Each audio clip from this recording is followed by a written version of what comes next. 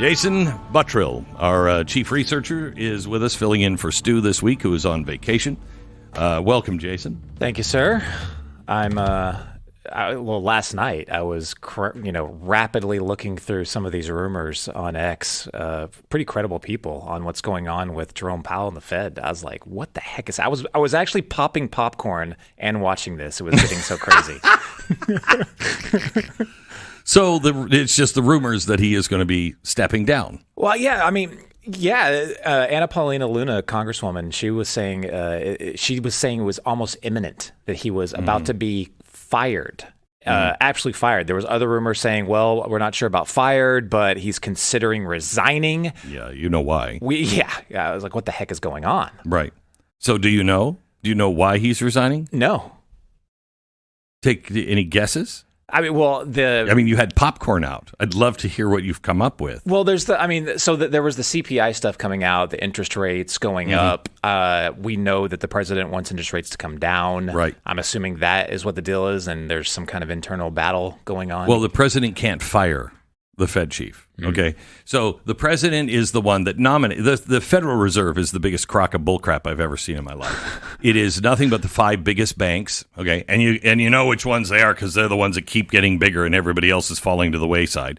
So it is there. The Federal Reserve is the arm of those 5 banks. Okay. And they suggest who the president can select from. So the president can't say, I don't want any of these guys. I want this guy. Can't do it. He has to take a look at the list that all the banks have put together and say, pick from this list, Mr. President. Did you know that? It's kind of like, it sounds like exactly how Iran chooses their next president. It is exactly that way. Except this religion is all about the almighty dollar. Right. So he can't pick on his own, but the president has a right to pick one, every term if it comes up in his term. The president wants this guy out. And I think he's been really, really bad because he's been wrong on almost everything. But show me the Fed, the guy who the Fed was right ever. So he can't fire him, but he wants him out because he wants interest rates dropped. And, the jobs are coming back. Things are coming back, but interest rates keep coming up. And the interest rates, if we keep our interest rates high, we have a harder time borrowing money for our debt, and it just gets more and more expensive for everybody all the way along. So the president wants him to back off interest rates, but the Fed chief believes that could cause more inflation, which I think he's right on that one. And I hate to say he was right about anything because I don't think he's ever right. It makes me question myself when I'm like, well, I think he might have a point on that one. Okay. But the president is like, no, it can handle it. I want them down. I want cheap money again. He refuses. So what has the president done? The president can only fire him with cause. So what do you do when you can only fire somebody with cause and you want them out? You find a cause. And this one's easy. So the Fed has been the one leading the way saying, we can't keep borrowing money. We've got to have some fiscal sanity, right?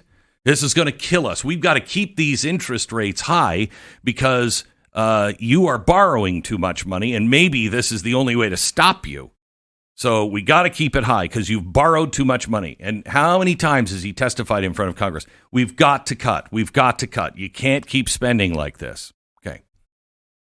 Well, did you know that the Federal Reserve, with our tax dollars, the 5 biggest banks, a.k.a. the Federal Reserve, is redoing their offices to the tune of $2 billion.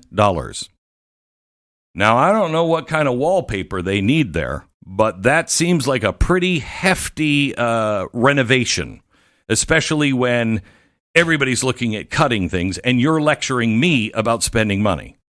So they get money from the government. Okay. They're telling us stop spending, stop borrowing. Except, okay, when you've borrowed, I need $2 billion of that to redo our offices in Washington, D.C. Excuse me? Why don't you do that yourself? Okay, I think banks maybe have some money. So they're borrowing that money, and they're $700 million over. So it's $2 billion, $700 million over budget, and they're still not finished. And the problem is they're putting in water features. They have a rooftop garden they're building. Okay. I mean, it's insane. So the president now knows, really? You want to play this game with me? I'm going to sit your ass down in front of Congress, and you answer to the American people how you're lecturing us about spending, and you're putting in a rooftop garden and a water feature in your office. No. So the president is now threatening, I'll fire you for this. You want to quit? Now would be the time to quit. Otherwise, I'm dragging your butt in front of Congress. You answer to the American people for this, and they will beg me to fire you. So that's what's happening. So I believe. I looked at that a lot because I was like, there's got to be some leverage that the president has because he can't just get rid of. No.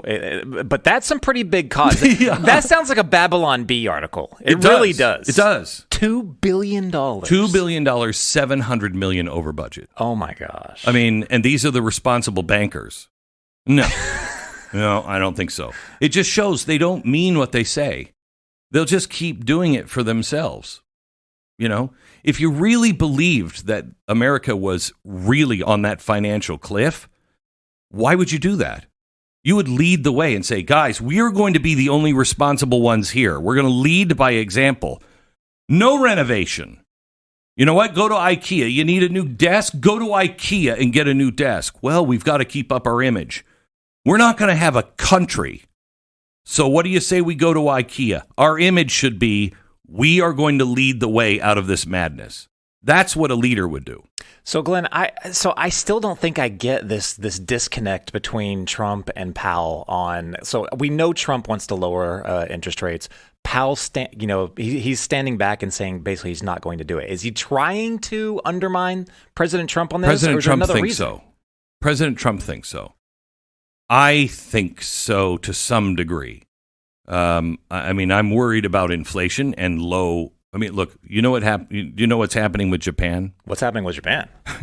So what's happening with Japan is Japan has always had this really amazing image of we're solid. We're absolutely solid. This is starting to crack the foundation. 1989. Let me go back to 1989. This was the crown jewel of the global economy. Back in 1989, you probably are not old enough to remember.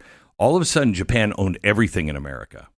Okay, we were just becoming Japanese, and everything was being purchased by Japan. Kind of like it feels a little bit like China now. Okay, they even own Nakatomi Plaza, Glenn, that Bruce Willis had to save. That's right. They owned everything in every 80s movie. Oh, yeah. They owned absolutely everything. Okay. And things were so insane in Japan. The grounds of the Imperial Palace in Tokyo, on paper, was worth more than the entire value of the state of California. Wow. Okay. So their land, everything just shot up. And so they were flush with all this cash. Okay. And people believed that Japan had suddenly, cracked the formula for, eternal prosperity. That's the problem. And then it all started to fall apart. And the asset prices that they had mortgaged against. Okay. They had borrowed the Imperial Palace is worth more than California. That doesn't make any sense. You wouldn't mortgage it like that. At least long term, you might go like, I'm going to do this real quick and pay it off. You would never, ever mortgage because that's insane. Well, nobody ever wants. It seems in governments, nobody ever wants to believe that this is just a fluke. Okay, so the asset prices collapsed, the stock markets plunged, and for 3 decades, they have gone into this very polite political coma. Okay, economic coma. And so the central bank did something radical. They were the first ones to set your interest rate at 0. They lowered the interest rate. They made money so cheap it was nearly free. 0% interest. Sometimes they would pay you to take out money. So they had negative interest rates. Can you imagine that? Now, you're not fixing the problem. You're just now printing wallpaper to cover over the mold. All right. So they've done this for decades. Now their debt is, I think, 260 or 280% of their GDP. I think, what is ours? 100? 80%? Something crazy? 120. You never come back. The death threshold is usually about 120, 140. They're 260% of their entire economy is debt. That is not a crack. That's a fault line. So this week, or was it last week, things started to creak and groan in Japan. And the government bonds, which are like our treasuries, is this getting too complex? Are you following this still? Yeah. Okay. So their government bonds, they were the safest investments on earth. One of them. Okay. It's us, Japan, Germany. They started to fall hard. And when bond prices fall, interest rates or the yields go up. All right. So they borrowed all this money. 260% of their GDP is borrowed. Okay. So they borrowed all of that money and they had it like at 3% interest, whatever, 2% interest. And they were paying people 2%. Well, all of a sudden, the cracks started to appear, and people were like, I'm not sure this is stable at all. And then the belief of the system started to go away. So people started selling their Japanese bonds. Once they do that, now the yields have to go up. What happens when yields go up? What happens when interest rates go up for a government? You have to pay more interest on your debt. Okay? You add 2 or 3 points. Just imagine you have an adjustable rate. Okay? This is a government having an adjustable rate, except they have 260% of everything they make in debt, and it's all leveraged. And now their adjustable goes up 2, 3, 4 points. You're not able to afford that anymore. Okay? So massive problem, because what it really means is people don't believe in Japan. They know the con game is now over, and investors are saying, I want a whole lot more in return if I'm going to, because I just don't believe you anymore. And it's not just Japan's problem. This is not a neighbor's house on fire. This is, imagine we're all living under the same roof. This is the neighbor's apartment on fire. We're all under the same roof. We all have the same foundation. And so when this happens to Japan, you should pay attention. And I'll show you the ripple effects here in just a second. First, let me tell you about Relief Factor. There comes a point where the pain in your life goes from being something that's just irritating to something you have to deal with every single day. Maybe it starts small, a tweak in your back, a sore knee, a little stiffness in the morning, but those things happen. But over time, the pain starts to make decisions for you. It changes how you move, how we sleep, what you say yes to, and what we have to start saying no to. It steals moments from your life, moments you just can't get back. Relief Factor is designed to help you take those moments back. It's a 100% drug-free solution specifically formulated to fight the inflammation that's causing your pain. For thousands and thousands of people, it's helped reduce or eliminate the daily struggle so they can get back to living the life they want, not the life their pain dictates. Pain may have changed your life, but it doesn't have to define it. Get their 3-week quick start. Give it a try now for $19.95. ReliefFactor.com or call 800-4-RELIEF. 800-4-RELIEF. It's ReliefFactor.com. 10 seconds and we're back to the show.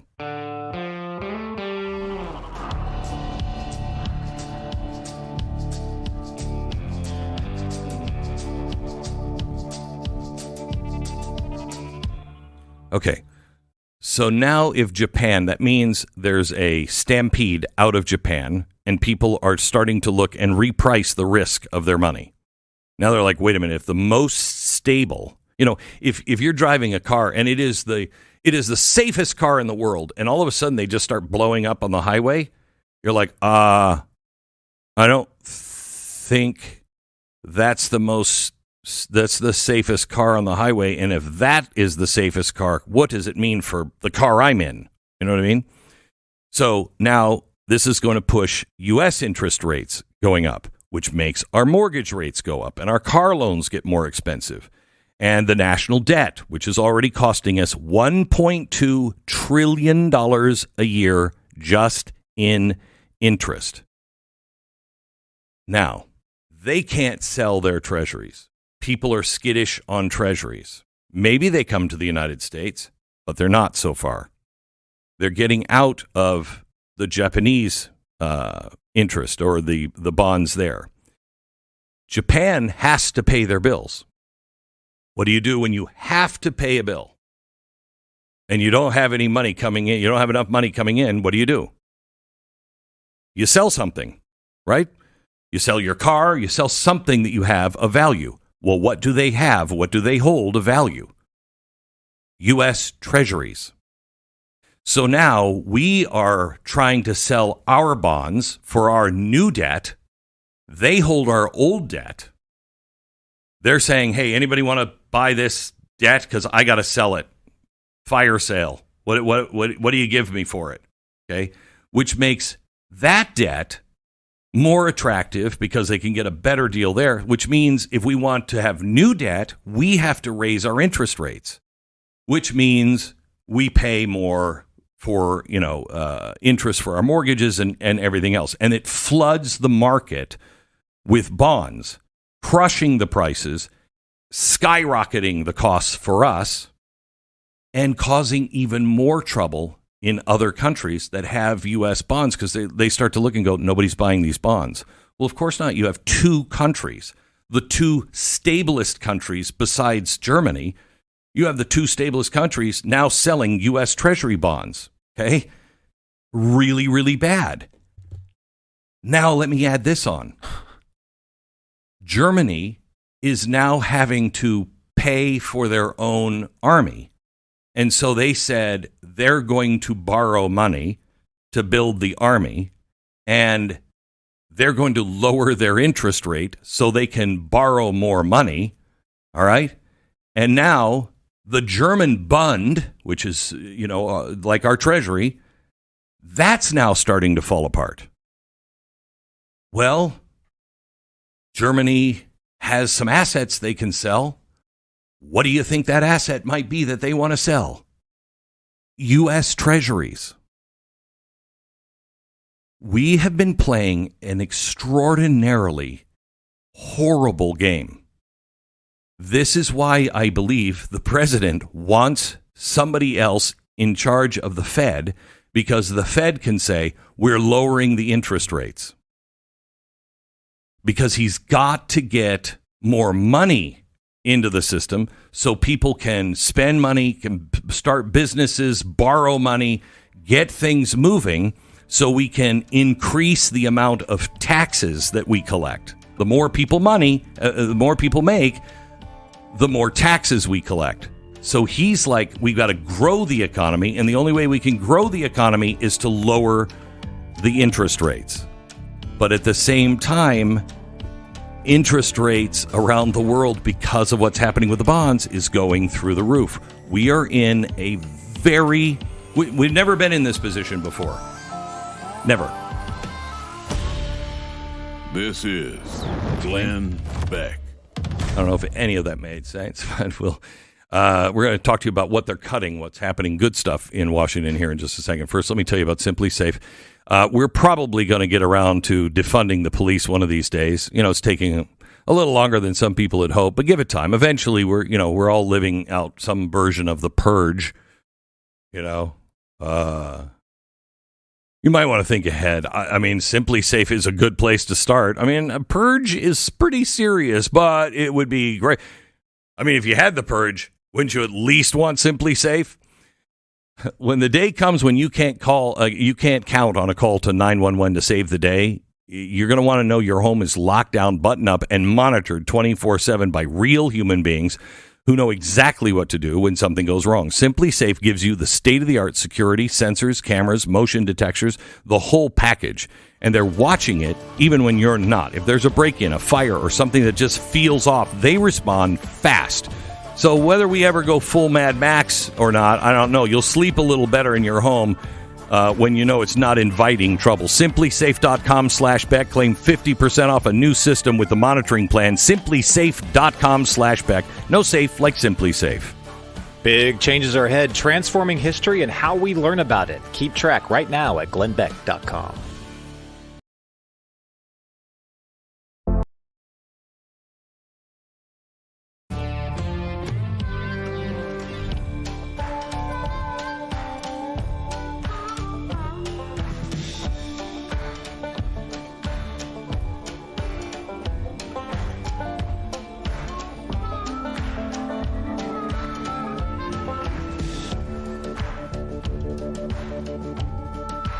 Welcome to the Glenn Beck Program. There's a lot going on today, and it's our job to keep you informed and help you understand what's happening in the world. The Federal Reserve, we've just been talking about that, what's really going on there, what's going on with cutting. There were some great things that happened in the Senate yesterday. We'll talk about that with one of the senators who passed it through and got it to the president's desk. Rescissions, big, about $9 billion. Of rescissions, which were promised, Doge rescissions, which is very, very good. And then there's something else that's happening in the Senate that is called the Genius Act. The Genius Act seems really good in some ways. It's all about digital currency and stable coins. Now, the problem is this going to lead us to a CBDC, which is a Federal Reserve digital currency? And what's in the Genius Act, as far as what I read, what's in the Genius Act, what the law says, is not a problem. I mean, I think there needs to be some things added to it, but the problem is what it normalizes: identity-linked money, federal-approved issuers, and a financial system that rewards obedience and flags dissent. And once these pipes are built, my fear is, at least, it doesn't take that much for a central bank digital currency to flow right through those pipes. It's normalizing things, and in some ways, we have to have some rules on these things. But I would really like to see that, you have a very clear right to hold your money in your own wallet, offline and untouchable. And a line in the sand in this that says no CBDCs, not now, not ever. And a guarantee that says private money earned and saved remains private and unprogrammed. That has to be in this bill. Now, some people stood up and argued those very points. Chip Roy, I think, is one of them, and all of them were called to the White House yesterday, where the president said he made real progress with everybody. Chip, I assume you were part of that calling to the White House. Well, Glenn, thanks for having me on, and thank you for that great summary, because a lot of people don't understand what's happening, because as you point out, so many things were happening at once. The Senate, as you noted, just passed the rescissions package, which we thought they were going to water down more than they did. And we're blessed that they didn't. Yep. And that's great. $9 billion, including public broadcasting. That's step one of 1,000 that we need to take on rescissions. Really good. And that is at the president's desk now, right? They made a slight change to it, so it'll have to come back to us. Geez. But we will take it. We will take it up, pass it, and send it to the president. Okay. We agree. We already passed it. They watered it down a little bit, but it's close. Right, and it was kind of on the AIDS thing, which I think is understandable why they. I mean, yeah. You have to read the bill to know what that was actually about, but it's such an easy target. It's probably worth losing that $400 million. Correct. Yep. That's the right summary. Yep. Now to this point, we told the leadership over the weekend that while we appreciated what they were doing with stablecoin in the Genius Act, and while we would prefer to see us move our House bill, which is a market framework, a broader bill that's sort of the second piece to this.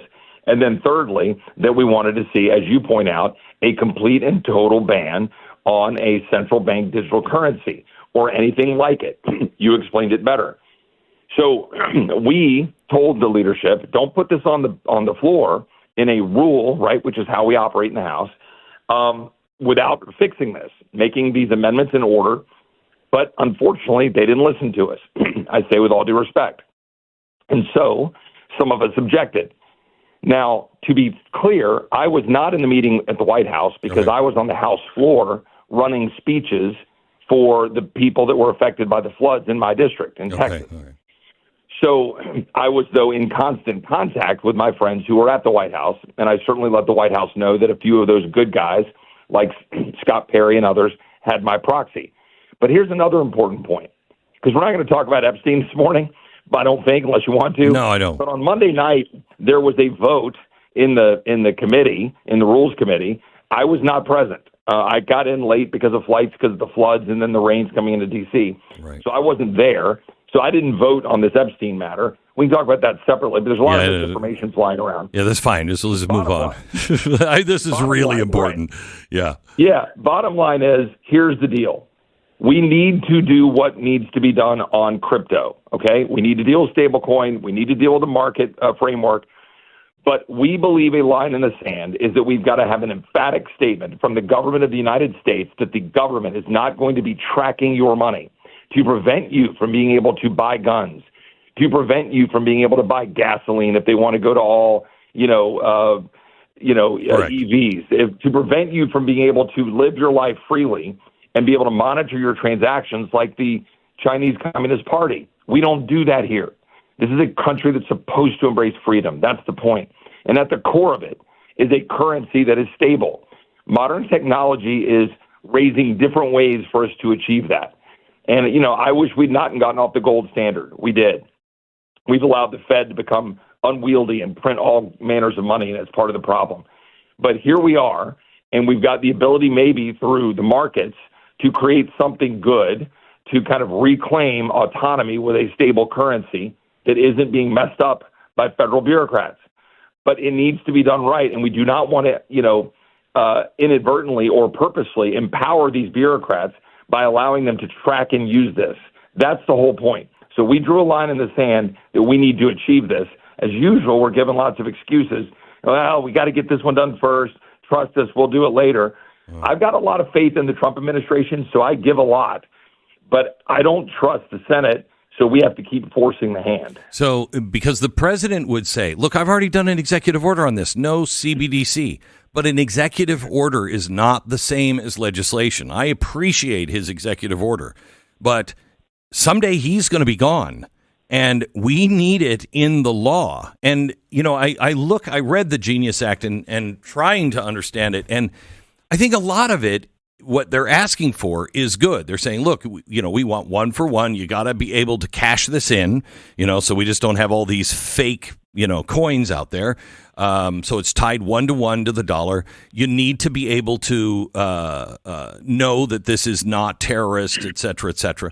And so there's some things that the banks already have to do, but this is more than what the banks have to do, it seems. And I don't mind that, transactions, I do mind, but I can tolerate transactions over $10,000, spiking up. But I don't want to see my money being able to be tracked everywhere. And I'm not doing anything wrong with it. I just know how it can be used if the federal government, and I don't want this pipeline ever to be built. Right. And there are other aspects to the bill that we're looking at as well. That's not just the central bank digital currency, but this notion of self-custody. Right. That self-custody means the ability to send crypto without the use of an intermediary. And Warren Davidson had an amendment and had language he wanted to improve the Genius Act. This is stuff he was already working on in the Clarity Act in the House, and trying to make sure that we're minding the store, if you will, through the process of creating these frameworks. Look, I want all this to move forward. But if the crypto bros want to be able to do all this stuff, they need to back us up to defend freedom, and they should want to. They should. That's our point. I mean, this is what the whole thing with crypto was all about, was freedom. And I want the freedom. I mean, the custody clause is really important. Is there any custody clause in it now? There is language in there, and that's a result of all of our efforts, but it's not where it needs to be. So that's one of the things we're working on, is trying to amend it to make it better. And then we're trying to get a guarantee on the central bank digital currency. Those are our two top things. There's a few other small things, but those are the two top things we're trying to do. And what self-custody means, I make my money, I can pull it out of the bank, and I can put it in my wallet or a digital wallet, and it's mine. And nobody else has access to it. Nobody else can, and I can spend it the way I want to spend it because it's mine. If you don't have the self-custody clause in there, it means it's not really yours. Because if somebody in the government says, nah, you can't use that to buy an SUV. You can't use that to buy fossil fuels. We don't really, inflation is getting so bad in this particular area. You're not essential in this area, so we're not going to let your money buy this. Once you have that system, you have total control. Am I explaining that right, Chip? You're explaining it better than I could, and I think your listeners just need to understand, because everything gets real complex when you have an administration that's doing so many great things, like this administration is, and I mean truly, like just extraordinary things in the face of so much resistance.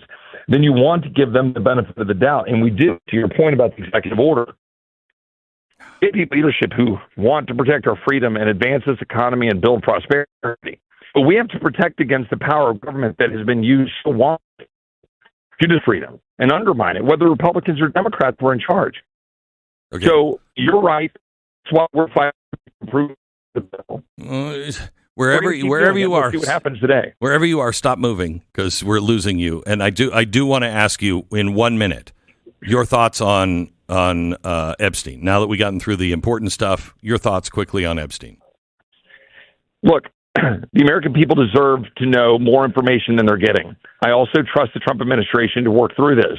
As a former federal prosecutor, what I would tell you is the one thing we got to be mindful of when you say, quote, release the files, remember that there are victims. Yes. Okay. And you've got to be careful about that. Yes. Remember that there are also individuals who might have been in some book or some list that never got on a flight, that never had anything to do with this creep, or at least directly, or certainly didn't go to the island. So you got to be careful about that. I think what we need is the autopsy released, the full details surrounding the suicide, and I think we need the flight logs, which are traditionally public. I think we should start with that, get that out there so people can understand those facts. And I think then the Department of Justice owes us sort of an explanation for what are they doing in light of the prosecution of Epstein, in light of the prosecution of Ghislaine Maxwell. What is it? Are they protecting anyone? Who are the people? Who else should be prosecuted, and why aren't they being? And I think that methodical approach is the way the Trump administration ought to approach it.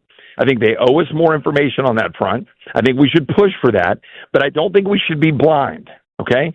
We've got to be careful, right? Grand juries operate in secrecy for a reason. Yes. So let's be smart about this. We believe in freedom. We believe in due process. We don't believe in just throwing things to the wind. And by the way, if you read Alan Dershowitz's op-ed in the Journal this morning, he walks through a bunch of this stuff, and he represented Epstein. And there are judges who currently have a clamp down on being able to talk about some of the information. Yes. So we need to work through that. Like, there's a lot of variables in this. So I think, Chip, that is totally reasonable. And I think there wouldn't have been any blowback had that been the response. But what the response was it's sitting on my desk. Then it wasn't sitting on my desk because the FBI is holding it from me in FBI headquarters. But I've got to go through everything because there's so many names and so much information there, and we're still going over the videotapes too. There's nothing. Wait, what? What? That just didn't make sense. And then it was shut up and sit down. I think the American people want to believe. I mean, I would rather have this be the truth, that there wasn't a big deal. There were some people, but it wasn't as big as we thought.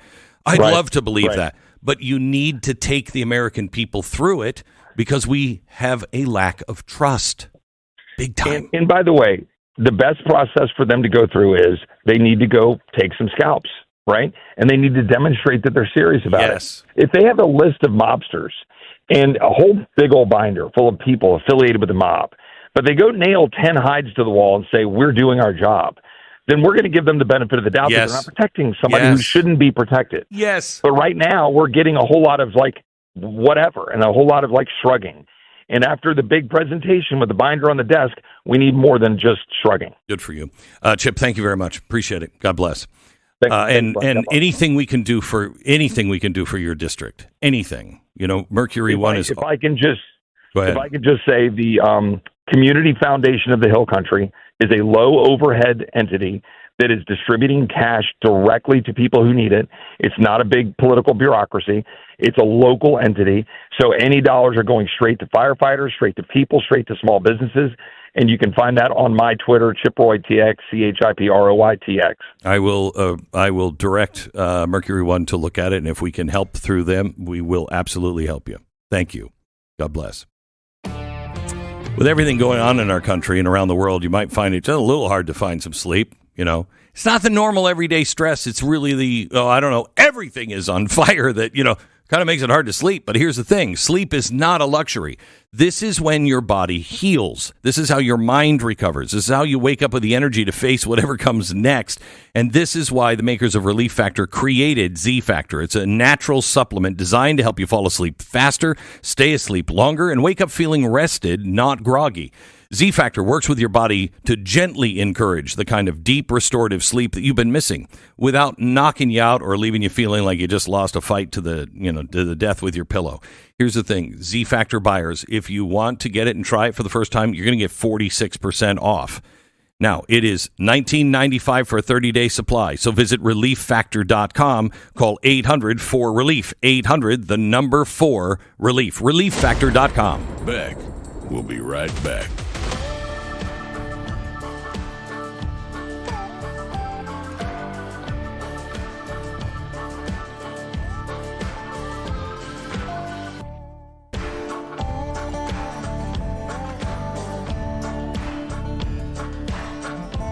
By the way, Chip Roy, that's what common sense sounds like.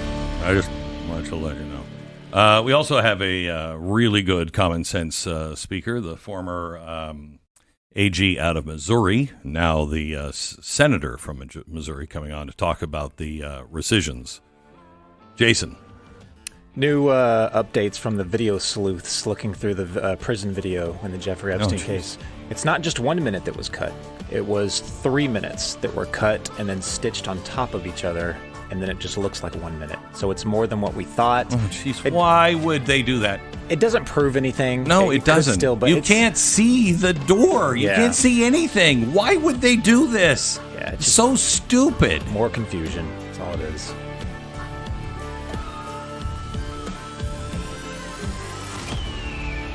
This is Glenn Beck.